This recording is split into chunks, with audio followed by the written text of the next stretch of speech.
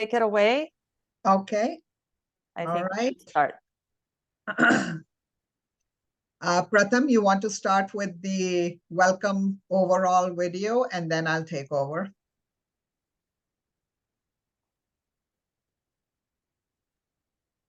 Hello, everyone, and welcome to Vservecanada's Wellness Series for Seniors. My name is Anu Srivastava, and I'm the Executive Director of Vservecanada.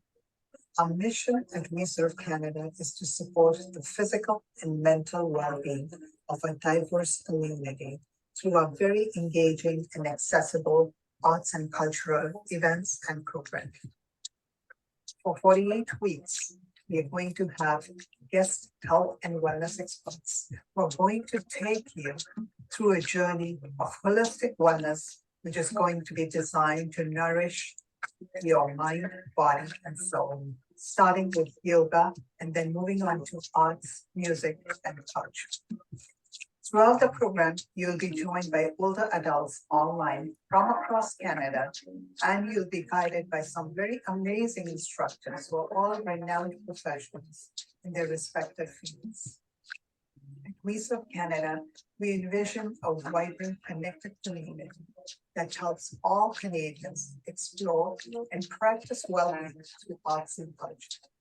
Thank you for helping us on our vision by giving your time, energy, and enthusiasm. Welcome to Vservecanada family, and we're thrilled and honored to have you. Enjoy the Wellness Series for Seniors, which is supported by the Canadian Red Cross. Thank you. All right, so this was just our overarching message that was from the Vservecanada. So I'd really want to welcome each and every one of you. Thank you so much for joining us. Briefly, I did mention that the wellness series was a 48-week wellness series. So we are already finished with our yoga session, which was 12 weeks. Then we did visual arts, that was 12 weeks. Then we are almost finishing our music session. And now it is our last segment, which is healthy eating. So this journey has been amazing. And as we see, like the people have been joining us from the different segments of our different sessions. And I'm really, really happy to now have this final segment in front of you. And to start that segment, I'm really privileged and honored to introduce you our instructor, Simone. Simone is an author. She's an holistic transformation coach, and she's a host of her own podcast. So, you know, we've got so many interesting things that you have been doing over time. And you graduated from the Canadian School of Natural Holistic Nutritional, as well as you are a certified holistic nutrition consultant in 2016. And you went on to study and you graduated from the International School of Healing Arts as a regenerative detoxification specialist in the US. My goodness. That's Yes, amazing. And then you have a holistic cancer therapy that you did at the Edison Institute of Nutrition. So, and you also run your own practice in Toronto. So we are very privileged and we are very honored that you have joined Vservecanada. You've partnered with us, and you are going to share this wonderful wealth of knowledge to all our participants and all our older adults. And I thank you so much for taking the time and being part of our workshop series. So thank you so much, Simone, and really proud to have you as part of our team. So please, over to you. Thank you so much. First and foremost, thank you for that amazing introduction. It's a pleasure and an honor to partner with Vservecanada so that I can provide some education for everybody out there who is interested in learning about the power of nutrition and the power of food, how it is a medicine. So just in the interest of time, I'm going to go ahead and share my screen so that I can make sure that we get started. I want to give everybody an opportunity to ask questions, because usually everybody has some questions at the end. So give me one quick second, everybody. I'm going to share my screen with you shortly so that I can, there we go. My apologies for the little mishap. Here we go, everybody. So welcome to Golden Health. And we are going to learn how to thrive through nutrition. This is week 1. As the amazing Anu just mentioned, we'll be together for a journey for a total of 12 weeks. I'm going to teach you guys all about the power of nutrition, as I mentioned. And I am your facilitator. I'm Simone. As Anu said, I'm a certified holistic nutritional consultant. I've written a book. I'm a holistic transformational health coach, and I tap into the power of the mind as well as that of the body, which is why I call myself a holistic coach. I'm also a certified holistic nutritional consultant, a regenerative detoxification specialist. I teach people how to detox, as well as a holistic cancer practitioner. I've helped my father overcome cancer 2 times. So that is something that is so powerful. I want you guys to get as much from this series. I promise I will touch on diabetes and cancer, as you will see. So let's talk about the importance of nutrition for seniors in particular. I want to emphasize that nutrition is important for everybody, bar none. I mean, we all eat every single day. So it's important that we treat our body with respect, treat it like a temple, the temple that it is. So we want to put into the body what we want to get out of the body. So if we put anything good in the body gives us good back in return. And I want you to look at it as, think of like you have a car. You have to put the proper fuel in the car. If you have a normal car, but you put diesel fuel in it, you're going to break down the engine. That's exactly how the body works. If you put the wrong fuel in the body, then it's going to break down. You're not going to get the best performance out of the body. So let's begin by highlighting the significance of nutrition, especially as we age. And we all age. It's something that we all do every day, no matter how old we are. Even when we're young, we're still aging. We're going towards old age. But aging is a natural process that brings about changes in the body. And if you've been through that process, you know that we've gone through seasons of life. For women especially, we go through menstruation, then we go through the pregnancy years, then we go through menopause. The body has different requirements at all those stages. But nutrition actually plays a pivotal role in supporting the health and well-being during every phase of life, every season of life. So on to nutrition now. The proper nutrition is not only essential for maintaining physical health, but I want you guys to know that it's also significantly influential towards our mental health, towards our emotional health, and towards well-being overall. How much energy we have, how we show up when we interact with other people. Are we energetic? Are we sluggish? Nutrition touches on all of those things. It can help people stay active, including seniors, that's right. It can help you manage chronic conditions. It can help maintain a healthy weight and even enhance the quality of life. Like for those that have grandchildren, you could play around and run after the grandchildren. Joe, I know you have a grandson and he gives you a run for your money. So it's important to have the right nutrition in the body to be able to do those amazing things with the family. A well-balanced diet is actually essential because it helps you preserve the muscles that help you do those activities. It helps you preserve bone density so we don't fracture or break our bones, fall down, then go on to need, knee replacement or hip replacement. And even it influences overall physical strength. Like, are we able to pick up our grandchildren? Are we able to do things like pick up groceries and carry them into the house? So everything becomes increasingly important as we age, especially. So it's important to always invest in health from as early on as possible. But one thing that I want to emphasize, and as you see on the screen, I put it in red just to draw attention to it. It's never too late. You can always start. The body will always give back to you. And most importantly, as Hippocrates, the father of medicine, said, let food be thy medicine and let medicine be your food. So nutrition supports so many systems in the body. It supports the immune system. It reduces the risk of infections. And, with the situation at hand over the last 3 years, that's of utmost importance.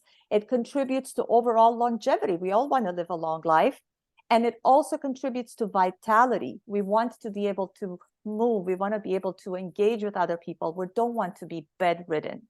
So it's important to invest in health by what we put in the body. I want to emphasize the idea that it's never too late once again, because you can always make positive dietary changes at any stage in life, at any part and any season of life. And these changes, I promise you, because I've seen it in family members, in my clients, people that I've worked with, they have such a profound impact on health and how you show up, the things you could do with your family, with your friends, whether you even are able to do the things you've enjoyed your entire life. So it's important that you yourself play an active role in your own nutrition. You make the right choices so that you can become informed about what your body needs, and you can make the choices that align with your goals, whatever they may be.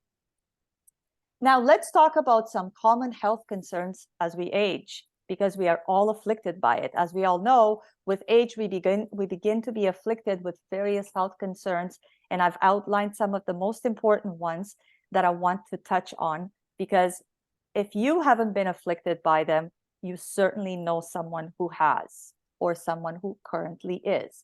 So let's begin with the first one, which is heart disease. That's the #1 killer, especially here in North America. And it's the leading cause of death among seniors in particular. It includes conditions. So I don't want you to think of it just as heart disease. It includes things like coronary artery disease, heart failure, stroke, arrhythmias, anything that has to do with the circulatory system that is obviously driven by the heart. The heart pumps the blood goes along all the blood vessels, and that's how if the heart is broken, then the rest kind of falls down as a domino effect. The next thing that we are afflicted by as we age, and this is also very prevalent, is cognitive decline. And what I mean by that is neurodegenerative diseases. And for you to understand it, I'm talking about things like Alzheimer's, like dementia. And these are really growing concerns as the aging population increases. So the more senior people we have in the world, the more this is going to show up, the more we're going to see this. The more people are out there that are elderly and are afflicted by this, the more we're going to see it, the more we're going to hear about it. And you probably know someone who is affected to some degree or other by neurodegenerative disease. The next one, so I left the last two, which are the utmost prevalent that we all know about, is diabetes and cancer.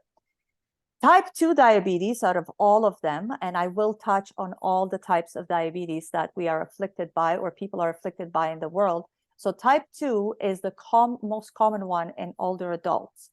And this particular one leads to complications such as cardiovascular problems and neuropathy. And if you're not familiar with those things, I will talk about them in more detail so that you can get a clear and better understanding of it. And the last one, which is probably one of the biggest ones, is cancer. Cancer is probably the most complex one because it can be anywhere in the body. It can affect anybody, any system in the body. So it's very complex. It's very harmful. And if any of you know anybody that has been afflicted by cancer, like I have known, you will know exactly what I'm talking about. It starts when the cells, just to give you an idea, begin to grow out of control. So these abnormal cells end up forming a mass, a lump, or a tumor, as they call it. Some of them are non-cancerous, but some of them are cancerous. However, every single one of them should be taken seriously. And what these cancers do, so if a cancer ends up in one part of the body, it can very easily spread to another part of the body. It can invade nearby tissues and spread to other parts. And it can affect virtually every single part of the body, every single one. You must have heard there's brain cancer, there's bone marrow cancer, there's blood cancer known as leukemia, there's liver cancer, pancreatic cancer, everything and anything in between. Every single system is affected by cancer, bar none. Now, let me tell you what we should eat, since we're talking about nutrition, what we should eat for each one of them, for heart disease, for cognitive decline, for diabetes, and for cancer, since nutrition plays a crucial role in preventing. You want to eat to prevent these things. But if you do find that you're afflicted with them, you can also manage them. So let's talk about heart disease again. So a heart healthy diet that's low in saturated fats. And when I talk about saturated fats, because a lot of people don't know what those are things like processed meats, sort of like salami, bacon, sausage. Another really heart healthy food is fruits, vegetables. Those are the healthiest one that the heart loves the most. It gives you all the nutrients. They are cleansing, nourishing, and hydrating. You want to make sure that we do things that help us manage our cholesterol levels, keep it stable, keep it balanced, as well as the blood pressure. And if anybody knows anybody that's dealing with blood pressure, we know that that's a very high risk for strokes and heart attacks. So it's important to work from a preventative measure. So we want to reduce the risk of heart disease, and that's very easily done through, like I mentioned, fruits, vegetables, healthy lean meats. Now, to move on to cognitive decline, certain nutrients like antioxidants play a huge, very crucial role in this. You want to make sure that you mitigate the oxidation that happens in the brain. And what I mean by that is eating the fruits and vegetables, as well as the omega-3 fatty acids and the foods that are rich in vitamin E. Those are the ones that actually play the biggest and most important role. They are believed to support brain health and prevent any neurodegenerative damage done to the brain, especially as we age. And I do want to emphasize that there are factors in our environment that we cannot help. So if we go outside and there's pollution and we breathe that air, there's nothing we can do about that. So these are things that we can manage. These are things that we can control, what we put in our body as far as the nutrition, the foods that we eat, what beverages we consume. Those are things we have 100% full control over. So those are the things that we should leverage to make sure that we prepare our body for health success. Now on to diabetes, guys. Proper nutrition and monitoring of carbohydrates is the most important aspect when it comes to diabetes. It helps control blood sugar levels, which is the number one thing when it comes to diabetes. High fiber foods are the ones that you want to consume. Things like whole grains, lean proteins, if you're going to be consuming meat, and essential fatty acids. You want to make sure that you have the good fats as well. These are essential for diabetics, essential. And on to cancer. Cancer also requires an antioxidant-rich, colorful diet that comes from fruits and vegetables. And what I mean by fruits, it's not just any fruits. The best ones that fight cancer are berries. So anything from the berry family, raspberries, blackberries, blueberries, those are the most important ones. Now, when it comes to leafy greens, darker, the better. So if you are going to use anything, kale would probably be the best. Spinach would be really great. Arugula would be really great. Cruciferous vegetables, such as Brussels sprouts and my favorite, broccoli. I don't know that it's everybody's favorite, but it is mine. And citrus fruits. These are all, and by citrus fruits, I mean like oranges and grapefruits, things of that nature, the little tangerines. These are packed with antioxidants and they help reduce the inflammation that is the first sign of cancer. So a balanced and nutritious diet helps mitigate all of the concerns that we just talked about and even reduce the risk of developing these conditions to begin with. And that is where our power is the most. When we are able to prevent something from happening, rather than reacting to something that has already happened. We want to prime our body to make sure that it's in its absolute health, so that when these things come around, they're not going to touch us. So it's important to be proactive in your dietary choices. And like I said, it's never too late to start. You could start that today, tonight. So the best and most important step is to make informed decisions that support your long-term health and your well-being. And what I always recommend is to work with a professional to demystify what there is that we don't know about nutrition, and somebody who can help you design the most ideal plan that's custom made for your particular situation. So let me tell you what I mean by that. Just like I mentioned about how a woman goes through the seasons of her life, when we were 20, and oftentimes a lot of people do this, people get stuck eating what they ate in their 20s when the body had certain requirements, especially for women, such as menstruation, being able to give birth, being able to carry a child. So you need to have certain systems that are at their prime function. Now, a lot of people, what they do is they remain stuck in that kind of diet later on in life when they're actually in menopause, when the body has completely different requirements. So that's why I say that it's important to work with professionals that are really well versed in those situations so that they can help you. Now, imagine you are a woman who's got diabetes and stage 1 cancer. Those are very complex requirements for the body so that it can actually withstand some of the therapies and it can actually be primed to heal. So it's important that you work with a professional that can give you that information. And I want you to know that it's not necessary to work with somebody for the rest of your life, but if you do want to, you could certainly do that. It's important to go and get educated, at least for a few sessions, so that you can learn how to make choices for later on as you go through your therapies, as you're going through the process of the surgeries or whatever it may be. Now let's talk about the importance of diet and well-being. Let's look at the impact that diet has on well-being.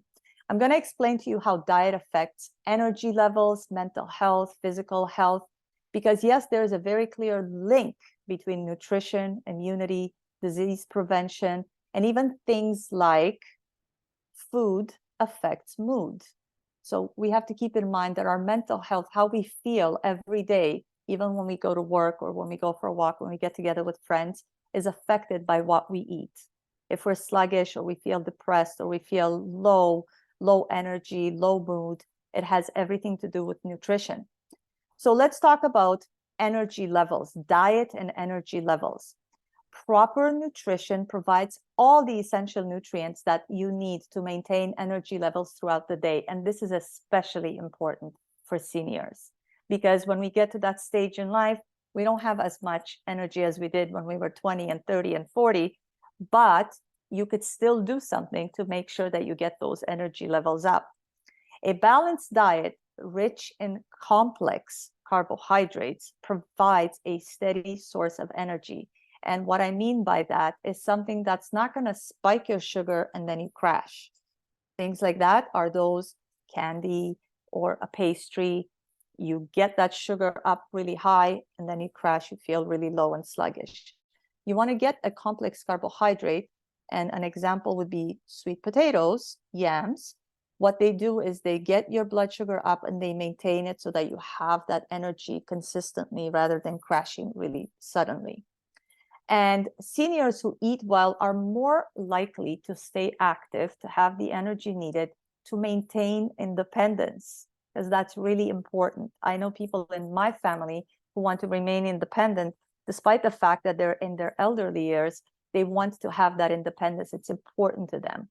And they want to experience fewer energy fluctuations. They don't want to be super energetic and then they crash and they can't even function. So a diet and what you put in the body affects that to the highest degree. Now let's talk a little bit about mental health. As I mentioned, nutrition has a profound impact on cognitive function. So the brain function is deeply, deeply affected by what we eat. And as you know, and as I mentioned a little bit earlier, what we put in the body gives back to us. So if you put good fuel in the body will give back to you. It'll function much like a car, like I was saying. Now, omega-3 fatty acids are probably one of the most important things that you can use, or you can like if you're going to consume it, whether by food or by supplementation, one of the most important things for the functioning of the brain. And where you can find these is in fatty fish, such as salmon, and flax seeds. And omega-3 fatty acids have been associated with better cognitive function, but also with better mood. So if you see a lot of people that have a very low mood, omega-3 fatty acids are really important to elevate the mood. Now, for the brain, it's also important to get a diet high in antioxidants. And that includes, as I mentioned earlier, colorful fruits and vegetables, because those support brain health and it helps reduce the risk of depression and anxiety. And this one is near and dear to me, because for those of you that know me personally, you know that in 2011, I suffered from a stroke. So brain health is of the utmost importance to me. So this is near and dear to me, as well as cancer, because as I mentioned, my dad had cancer twice, and I've worked with a lot of people that were afflicted with different cancers. So for physical health, how diet affects physical health. This is also an important thing, because we live in our bodies, right? It's our bodies that give us pain. It's our bodies that give us ease, and we're able to move and we're able to do things. So it's important. A balanced diet that's rich in vitamins and minerals supports the body's ability to repair tissues. So think of it like this. If you have a broken bone, you want to have all the raw materials that the body can use to fix that bone as quickly as possible, so that you could heal and go back to being able to do all the things you want to do as quickly as possible. It also maintains muscle. And it's important. A lot of people, especially as we age, we see that our muscles atrophy, so they shrink, and we also start to lose the muscle and we gain fat. So it's important that muscle is one of the most important things in the body. A lot of people are under muscled as we get older. So muscle is very important, and there's nothing that the body uses more than nutrients to build and repair muscle. We also want to make sure that we have a good diet to recover from illness and injury. Again, the body is looking for certain things to put to use to strengthen the immune system, to fight off the virus, to fight off the infection, to fight off the bacteria, so that it can get back to normal health and function. Now, adequate amino acids, and those are the building blocks of protein, are also important, because that is what gives the muscles what they need. It also helps bone health and overall physical well-being, for you to be able to do things with the grandchildren, to be able to carry your groceries, to be able to bend down and put things in a cupboard or in the pantry. So nutrition is huge, huge, huge when it comes to immunity, just like I was mentioning. You want your immune system to be like a very strong army that can go out there and take on any invader that comes into the body, whether it's an infection, whether it's a virus, whether it's a flu, whether it's a cold, anything. You want your immune system to be ready to tackle anything. So in the elderly, this is most important. And proper nutrition is fundamental to a strong immune system. A diet rich in antioxidants is what you're looking for this. You want to have vitamins, you want to have minerals, you want to be able to prevent chronic diseases like cancer. You want to reduce the risk of heart disease, so you want to keep the heart healthy. You want to reduce the risk of diabetes, and you want to reduce the risk of any disease overall. You want to make sure that you stay healthy, whether you're younger, whether you're older, whether you're in between, at any stage of life. And nutrition is not just about preventing disease, but it's about optimizing potential for anybody, especially seniors, to still be vibrant, to still be able to be active, to still be able to do things, to be able to stay independent. And I want everybody to view diet as an investment in your long-term well-being and quality of life. For those of you that have invested early on in life in a pension plan, you do that so that when you get older, you're going to have money that you're going to be able to use to continue to live a normal life. It works exactly the same with nutrition. You want to be able to invest in something that you can have later on. You want to be able to invest in something that's going to serve you at all stages of life.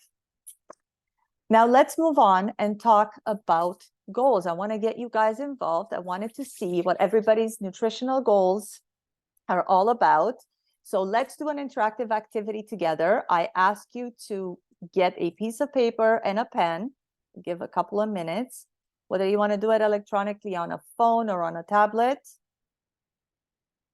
But let's get a piece of paper and a pen so that we can set personal dietary goals for the program, for the 12 weeks we're going to be together. So let's first, I want to first tell you that it's important to set personalized. So I want to emphasize that personalized. It's something that's personal and unique to you, depending on what you are afflicted with, depending on what's important to you, whether you just want to lose weight, or whether you want to make sure you manage your diabetes, or whether you want to make sure that you get your high blood pressure under control, or whether you want to get the inflammation down. So let's think about what you hope to achieve through the program, whether it's, like I said, energy, better mental clarity, mental health, weight management. And I want to suggest to you that you make your goals, for those of you that have heard before, SMART. And that's an acronym. It stands for specific. So it has to be specific to you. It has to be measurable. That's the M.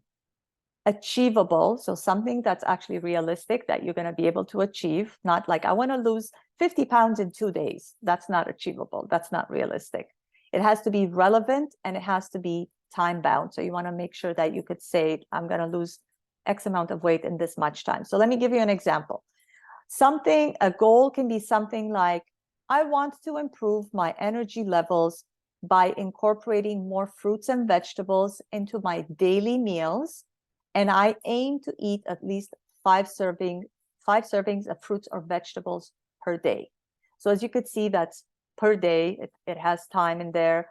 It has like relevancy. So obviously for whatever affliction you are, you have the nutrition that's in line with that. It's achievable. Everybody has access to fruits and vegetables. It's measurable. You're saying how much you want.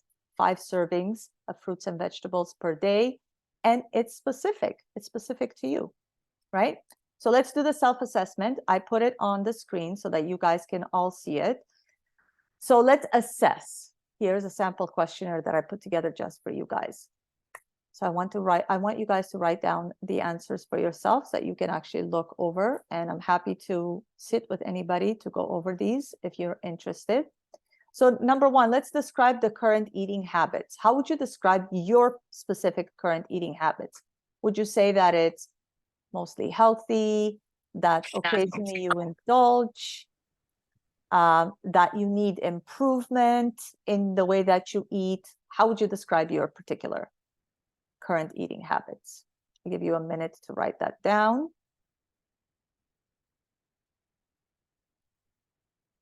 Now, the next one, do you have any specific dietary preferences or restrictions? So some people are vegetarian, that's a preference.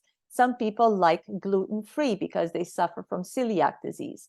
Some people are lactose intolerant. So those are specific preferences or restrictions, whether it's something that you're afflicted by, like your intestinal system is obviously damaged and you can't metabolize and digest certain things. And for some people, they do it for other reasons, such as, conscious reasons, vegetarianism, veganism, they don't want to harm animals. So write that down for yourself, whether it's a preference or whether it's an actual medical condition that forces you to make those choices. And next, how often do you consume fruits and vegetables in your daily meals? Believe it or not everybody actually eats fruits and vegetables every day. So I would like to know, how often do you eat them daily? Do you eat them every week, twice a week, 3 times a week?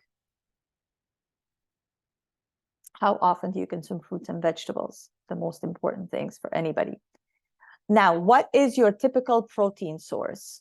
So a lot of times people eat things that they think will give them adequate protein. So a lot of people will say, well, I eat peanut butter to get my protein. However, we need to make sure that the body gets the adequate protein that it needs, depending on what the needs of that person are. So I want you to assess that for yourself. What's your protein source? Do you eat lean meats? Do you eat beans? Do you eat tofu if you're vegetarian or vegan? So I want you to write that down for yourself. Next thing, and this touches heavily on both cancer and diabetes, are you mindful of your sugar intake? What's your sugar intake like? Do you keep an eye on it? Do you just indulge freely? And then, of course, there are certain nuances. Do you get your sugar from fruits, from natural fruits and vegetables? Or do you get it from sugar that you put in your coffee? Or do you get it from eating chocolate? Do you get it from eating candy? And next one, which is also super important because our body is made predominantly of water. Do you consume enough water throughout the day? And if so, how much? Believe it or not, there are people that do not drink water at all. They rely on their coffee consumption as I drank liquids, I drank water, because usually coffee is made with water. So that's an important one, hydration. And then, are there specific health concerns or goals related to your diet? And what I mean by that is, let's say you say, I have the goal of managing my blood sugar. So that's my health concern. And that's my goal related to my diet. Or I want to lose weight, or I want to keep my weight under control. Or I want to address my heart health. I had a heart attack, and I'm really keen on making sure that my heart stays healthy from this point. So what does that mean to you? What specific health concern or goal related do you have to your diet? So I want you to write that down for yourself. It'll give you a bird's eye view on what should be important to you and what you need to work on. And like I said, I'm happy to chat with anybody that would like to talk about that in more detail to help you make sense of it. And in the interest of time, I put together for you guys a recipe of something that everybody should consume daily. This is my daily staple. And I tell this to everybody, irrespective of whether they're trying to lose weight, whether they're trying to stay healthy, whether they want to regain their health, whether they have cancer, whether they had cancer, heart attack, whether they just want to be healthy, whether they just want to improve their diet, no reason for any disease or anything like that. And that is the recipe of the week, a nutrient-packed salad. It's important. I want everybody to know everybody should consume a salad at least once a day. If you could do more, even better. But to take you back to what I said earlier, when I mentioned getting 5 servings of fruits Can you and make it bigger? vegetables a day. Yeah, Can- absolutely. Can I you make can. the screen bigger, please? Yeah, I can actually send this to everybody Okay. so that you guys can have access to this, so that you have all the recipes. But I'll walk you through it. Very simple. I have a template that I usually use for salads. I talk with my clients about this all the time. So you want to get greens. And the beauty of it is that you have the freedom to pick whatever you like. So if you like spinach, then make your salad with spinach. If you like spring mix, make your salad with spring mix. If you like arugula, like I love arugula, go ahead and make it with arugula. Kale. Or if you like them all, mix them together. Even better, you get such a diverse source of nutrients that it's going to give you even more than just one specific one. But if you could start with just one, you are so ahead of the game. You can also add some sliced strawberries. Those are amazing. So you get some fruit in there too. Then some chopped walnuts. Walnuts are amazing for brain health, and they give you a lot of good fats. So it's an all-inclusive for every health of every body system. That's why I put this this recipe the way that I did. You can also add some feta cheese for those of you that can actually stomach dairy and enjoy it. I know that my European friends, this is something that we grew up on.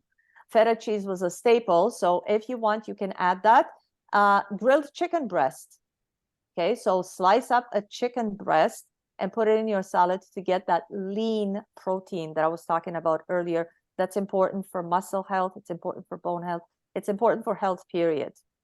And then you can add some balsamic vinegar dressing so that you can make sure that the salad is dressed. So I put instructions there for everybody as well on how to get it done. Wash and dry the mixed greens, place in a large bowl, add the sliced strawberries, the chopped walnuts, and the feta cheese.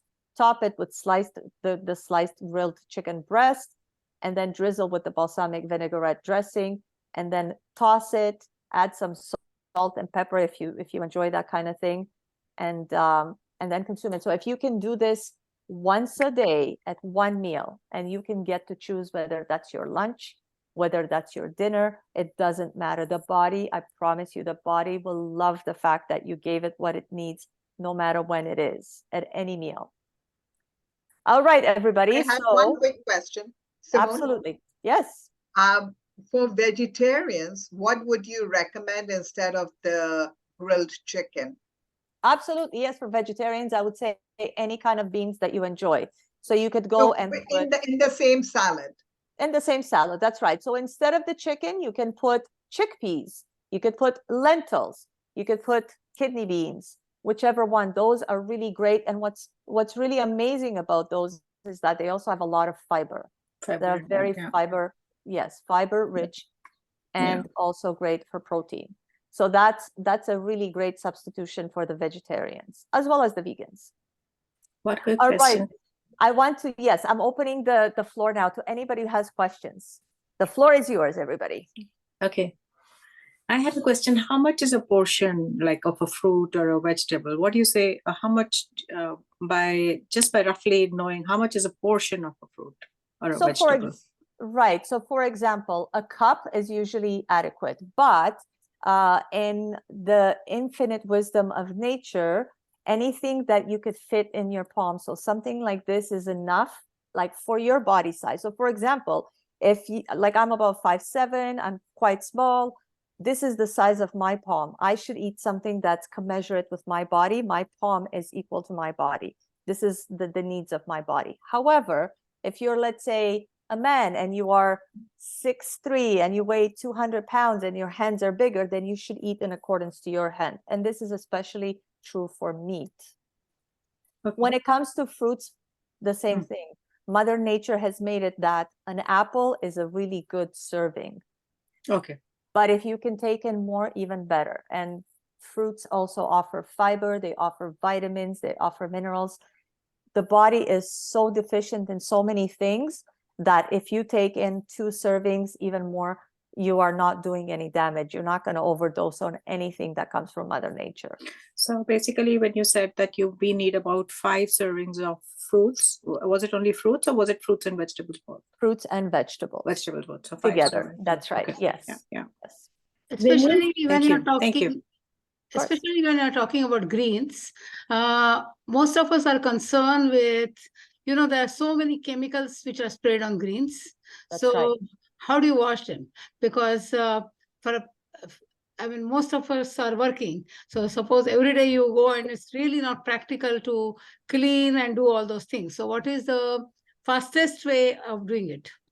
That's right. So the fastest way and the most effective way is to buy organic. Those are by far the most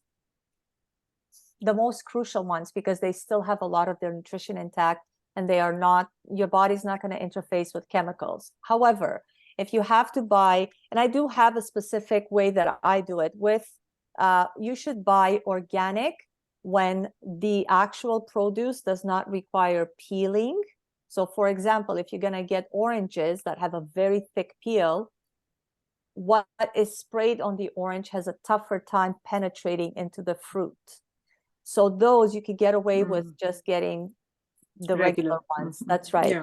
Yeah. But if you're going to buy blueberries, you're not going to peel those. If you're Yeah, gonna strawberries, blueberry. Yeah. strawberries, blueberries, grapes, things of that Yeah. nature. Yeah. Those should be organic as much as possible. Raspberries, especially berries. I mentioned that berries are so important. Mm. Those should be organic at all times. However, if you cannot, what I would do is I would put them in water with a little bit of apple cider vinegar and baking soda. Oh, You yes. make a mixture of it, put them in there, leave them for about half hour, mix them around to make sure that the stuff falls off their skins, and then rinse them with really clean water to make sure you get all that residue off before you consume. And look at the water that's left over. You'll see exactly what you would have ingested if you were to eat it without washing. Oh. So when you talk about berries, most of the time, especially because we live in Canada, you get fresh berries only about 3 to 4 months. The rest of That's the right. berries, are you saying that you should be eating frozen berries? Are they good? Yes, frozen berries, especially if you can find, and I'll tell you why it's good, because when they are frozen, they are flash frozen. So they usually do this right after they pick them. They don't allow them to spoil. They flash freeze them as quickly as they pick them. And in these instances, because you're not going to be able to still like defrost them and then wash them and then consume them. In this instance, it's even more important that you buy organic as much as possible. But certainly that's exactly what I do. Living in Canada myself, I usually buy the frozen ones. You could put them in smoothies if you want. You could put them in pies if you're going to make pies. But that's what I do. And typically what I do is I take frozen blueberries and I put them in a cup, in a Tupperware. I put them in my fridge so that they defrost overnight. And then the next day I just eat them with a spoon. They are defrosted. They're like really juicy. And I eat them as if I'm eating pudding. So that's something that you can do. For those of you that are more on the run, if you don't have the time to do prep, my recommendation would be things that I just mentioned, like oranges or Bananas.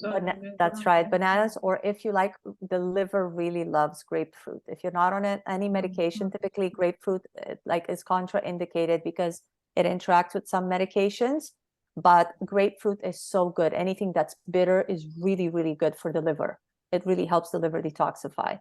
So those, for the people that are in a rush and they cannot prep, those are the important ones: bananas, oranges, tangerines, blueberries, things of that nature. Or if you're going to buy organic apples, you can eat those. But for the most part, I found that apples have a residue of wax on them, even when they're organic. Oh, okay. So you could peel them. So are you not recommending yogurt also as a part of diet? Yogurt can be a part of diet. It depends, because there are people that do not consume dairy and there are people who are lactose intolerant. So I try to stay away from recommending it because it has nuances depending on the individual. For the most part, I found that a lot of people are affected and cannot stomach. They get bloated, so they react to the milk. And that's often also because there are a lot of hormones and antibiotics that affected the grade. Yeah, that's right. So people typically react to that. I know that where I come from, when I was young, I used to be able to eat I know dairy was a very big part of our diet. right. That's right. But it was cleaner back then, so it was easier to consume. So you have to be very wary. That's why I try to play it safe, and I don't really recommend it unless I work one-on-one with a client. Yeah. So you combine berries with any fruit, like for example, blueberries, or people, of course, who have no problem with dairy products. So is it a good source of protein and at the same time vitamins because of an antioxidants? Greek yogurt is really good for a great source of protein, absolutely. And you can also, what I would do for those of you that do consume yogurt, I would ask that you do not buy those ready-made with the fruit on the bottom, because typically that fruit is not real fruit. I would recommend that you buy normal yogurt with nothing in it, regular, and Yeah, then you add your and- own yeah, yeah, blueberries in it. yeah, And yeah. if you want to sweeten it, because I know that a lot of people like to eat sweet, do so with a very good source of sugar sweetener, and that would be, I would recommend something like honey. Honey, Has yeah, antiviral, antibacterial properties, yeah. it's very medicinal. If you can get manuka honey, even better. So you could do a really good mix of a little bit of yogurt, cup of yogurt, 1 teaspoon or tablespoon of yogurt, Yeah. of honey, and then yeah. throw a handful of blueberries in it, and that's Heavenly, amazing. yeah. Yes. Heavenly, Heavenly is a good word. Yes. I agree yes. with you. I have it every day. Yeah, Another we want to question. make yogurt at home, so that Yeah. should be absolutely no problem. So Oh yes, use organic milk and do that. I used to do that all the time. Yeah, It's I do amazing. that. Yep. And another question for you: can you name some anti-inflammatory fruits and vegetables? Because I suffer from a lot of joint inflammation. So I'm just wondering what I'm doing wrong, because I'm having my veggies, I'm having my fruits. I'm obviously doing something wrong because I still have inflammation in my joints. So by and large, for the most part, fruits and vegetables being Mother Nature's greatest medicine, they do not cause inflammation. I do find that some of the nightshades, like some potatoes, eggplant, sometimes tomatoes, but you'd have to have that diagnosed properly. But I would say that if you're consuming non-organic, so conventional, sometimes what's sprayed on those things, that's what your body's actually reacting to. ultimately, So I would look at that, but something that you can consume that's an amazing anti-inflammatory, 2 things, turmeric and ginger. So if you can add that, and what I would recommend, and I do this for myself, what I do is I get a really good oil. So something that's like I would eat, because the skin, everything that you put on the skin goes into your bloodstream, right? So you want to put clean even on the skin all the time.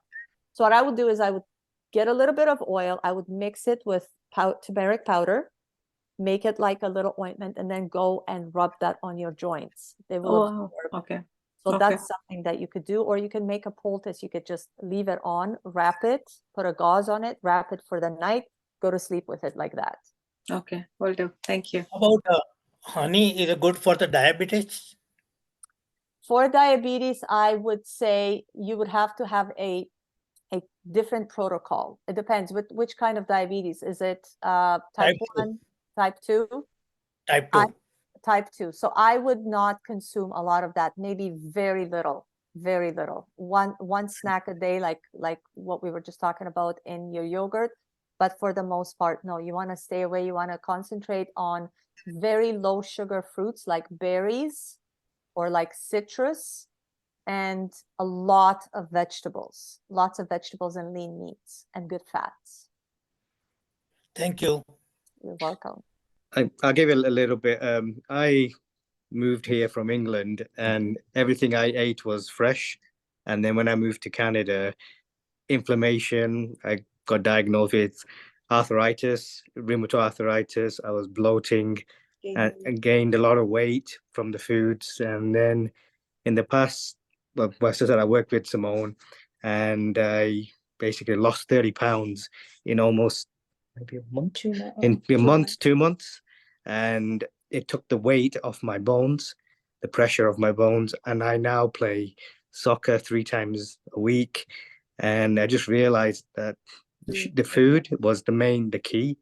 The diet changed, the sugar, just being just cautious of it's okay to have a treat now and then, I realized, but it was the exercise, even if it was just walking down the street and walking back again, at the end of the day, it made a huge difference. But I can say to myself, 6 months ago, I could hardly walk because of the inflammation that was gathering in my knees, my arms, everything. And I'm in my late 40s, and it was a massive change. And the environment made a huge difference as well. But just like I said, working with Simone and going through some of these changes is hard when you're older and you're getting to that stage. But once you make that change, the benefits that I saw sort of changed a lot in my life and allowed me to start enjoying things that I used to do when I was sort of a lot younger. So yeah, I'm sort of proof of the pudding that making those little changes here and there it will definitely benefit in the future. Thank you so much for that, Kaushik. It's very true. And anything that we put in the body, actually, as I mentioned earlier, the body will respond right back. So it's important to treat the body with what we want for it to give back to us. Just have Any 5 other or 10 questions, minutes. anybody?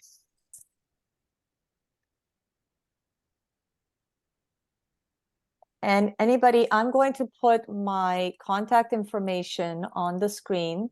I even gave you guys my phone number. You guys can reach out to me so that I can help you demystify anything that you guys are probably wondering about that I talked tonight. I had to go through it quite quickly because, of course, I'm trying to not keep you guys up late.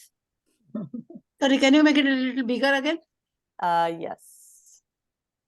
Simone you. is going to send the PowerPoint to us. Okay. Yeah, I Yeah. am going to send the PowerPoint. Absolutely, I will. One thing I was just thinking to the group over here, first of all, thank you all of you for joining us because, and I can see a lot of familiar faces in there as well. So that's wonderful, really, that we are having a cross section of the different people who are doing the different segments of our program. Would you guys want to have a WhatsApp group for the healthy eating? I just wanted to throw that out to you guys. And if you all are interested, then obviously we would need the phone numbers, the mobile phone numbers of all of you. Yeah, that makes sense. Like we had for our music, so it becomes a lot easier to communicate and get the messages. Yes. So I mean, I have the ones who were with me before, but there's some new people who are joining us. So Simone, if I mean, we'd be happy to create this WhatsApp group chat.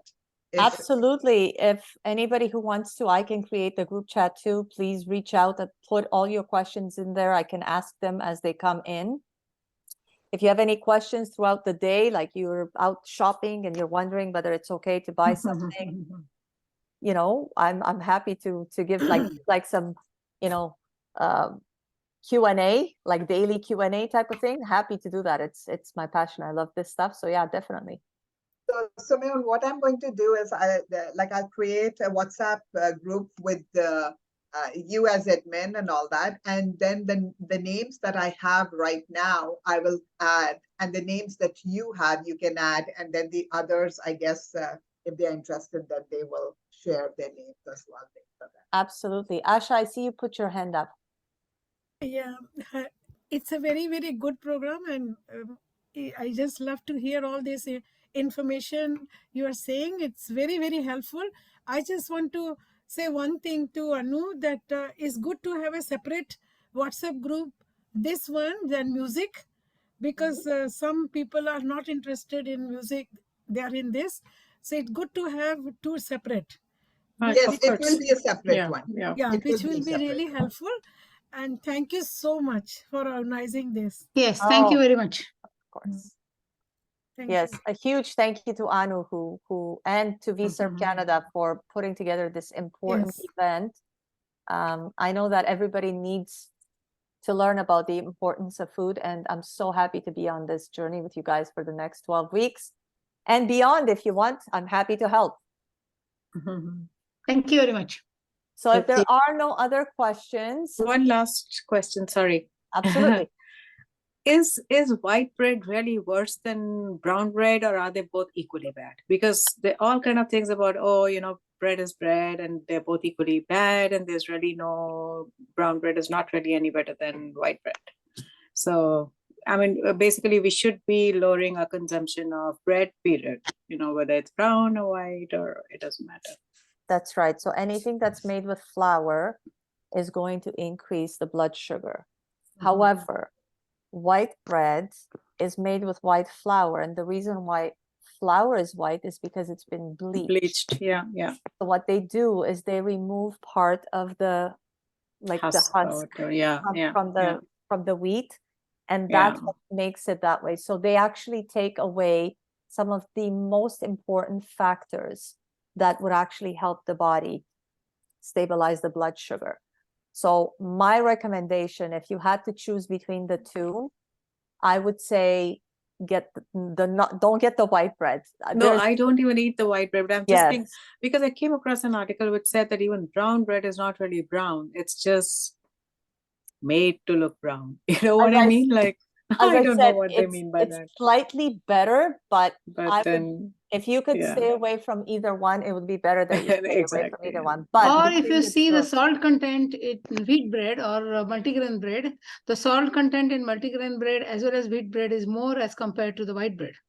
Because I always eat wheat bread, but then when I was looking at the salt content, daily salt consumption, which is I think 1,500 mgs or something, I said, oh my God. So here the salt content is a lot more. So Yeah, so oftentimes what's done is a lot of the additives that are added to the foods Yeah. that are man-made, Mhm. no bread like grows on trees, so that's not Yeah, really yeah, nature's. exactly. And whatever you've not made yourself, so you don't know what's That's gone right. in, yeah. That's right. Yeah. So they do add things to everything to make it Yeah. palatable so that it Yeah. tastes good. Some people really like sweet, so they buy bagels that have raisins in them. And Yeah. some people really like salty or like more savory stuff. So yes, there are breads that have higher contents of Yeah. salt or sodium. Does But if you this can stay away from bread, it would be better that you don't. Thank you. does this also apply to the Indian roti or chapatis? You know, like they're made with white flour and Durham flour and different flours. Now, I would like to know if the this thing applies same as in white bread and brown bread. I will say this, if you are using flour that is imported from India and it's clean and it's not sprayed with what they spray on crops in North America, then it's definitely better. But there's so many varieties in the market. Simone, India is not too much far behind. make We are the all one- doing the same thing. Pesticides everywhere in the name of Now that's commercialization. the Yeah. case. Yeah. I know that in Europe, for example, the European Union has banned a lot Yeah. of the Yeah, chemicals even that we are have a lot sprayed. of organic brands, yeah, Yeah, which yeah. are like cleaner, yeah, yeah. So if you can do that with cleaner, I mean, I have Videshi, you make. Hi. I was just gonna say something. There's a company called Bloom, and I use all the lentils, so all my dals, all my roti flour. I can give the information to Simone so she can post next Okay, week. But sure. it comes from India. It's the way that it is grown, and everything is done almost holistically. And so I use that roti flour. So Simone, I'll send you the information so you can have that for them. Perfect, and we'll put it in the WhatsApp It's group. Bloom. The company name is Bloom, but I'll send you the link, Simone. Yeah, BLOOM. Yeah. If you guys want to just If read you it. can even send us where you can get it in Toronto, that would be also. Yeah. I purchased mine from, I live in Mississauga, and there's almost all the Indian Yeah. grocery stores that I go to, they do sell them. They have a small section for Bloom, but I will send the website to Simone because you can order it online.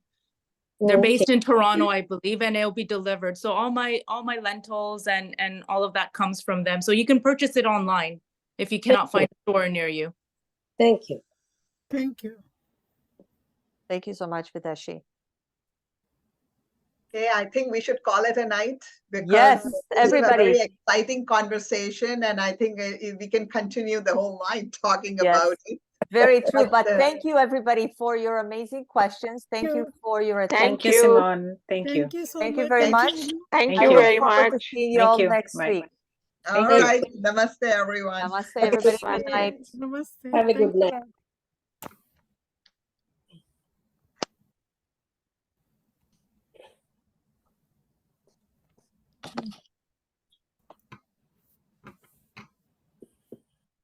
It was really good.